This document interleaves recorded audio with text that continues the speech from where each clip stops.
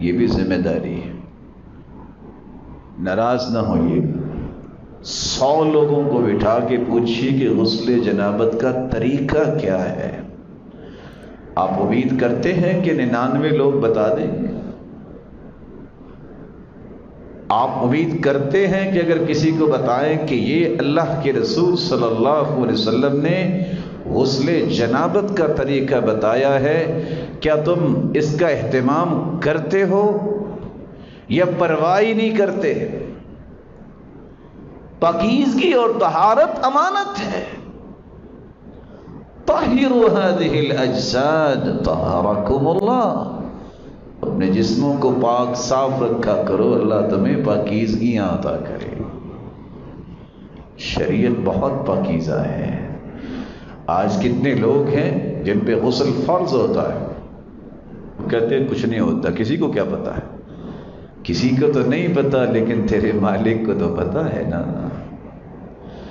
اور کتنے اس بات کو اس قدر لیٹ کر دیتے ہیں. اور خصوصاً جیسا کہ لکھنے والے کتابوں میں لکھتے ہیں، بیماری تو یہ عورتوں میں ہوتی ہے کہ 2 4 نمازیں پڑھنے کی فکر ہی نہیں ہوتی.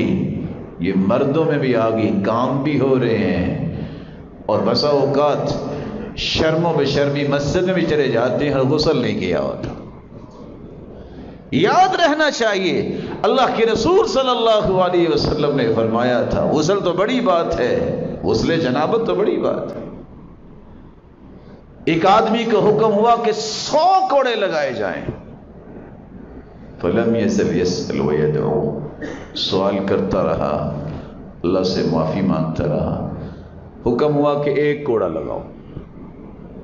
جب 1 کوڑا لگایا گیا فامتلأ قبرہ نارا، اس کی قبر آگ سے بھر گئی.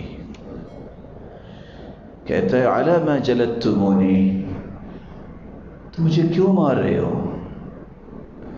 جواب ملا انک صلیت صلاۃ واحدہ بغیر طہور، تم نے 1 نماز بغیر پاکیزگی کے پڑھی تھی، یہ اس کی سزا ہے.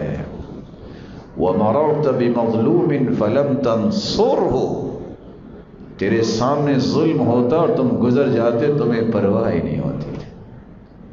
آج کتنے لوگ ہیں جو بغیر وضو کے نماز پڑھ لیتے ہیں. وضو ناقص ہے تو نماز بھی ناقص ہے.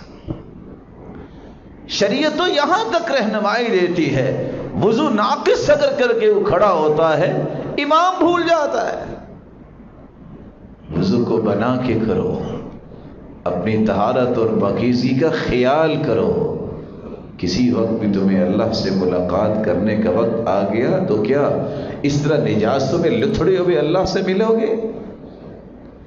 اپنے آپ کو ہر وقت باوضو رکھنے کی عادت بناؤ.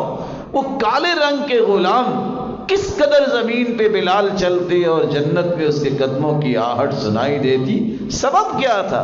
باوضو رہتے. اگر بلال کو یہ عظمت مل سکتی ہے تو یہ ان کے لیے خاص تو نہیں تھی، آپ بھی حاصل کر سکتے ہیں. اپنے آپ کو باوضو رکھنے کی عادت بنائیں. اور کتنی بڑی نعمت ہے کہ جو اللہ کے رسول نے ہمیں عطا کر دی اپنی زبان سے.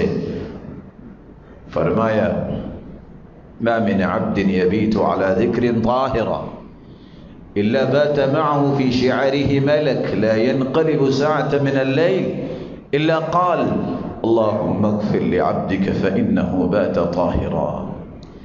جو رات کو بھی وضو کر کے سوتا ہے، آج کل تو ویسے بھی گرمی ہے، جو رات کو بھی وضو کر کے سوتا ہے ساری رات ایک نورانی فرشتہ آپ کے بستر میں رات گزارتا ہے اور آپ کی بخشش کی دعائیں کرتا رہتا ہے جب تک صبح نہیں ہو جاتی.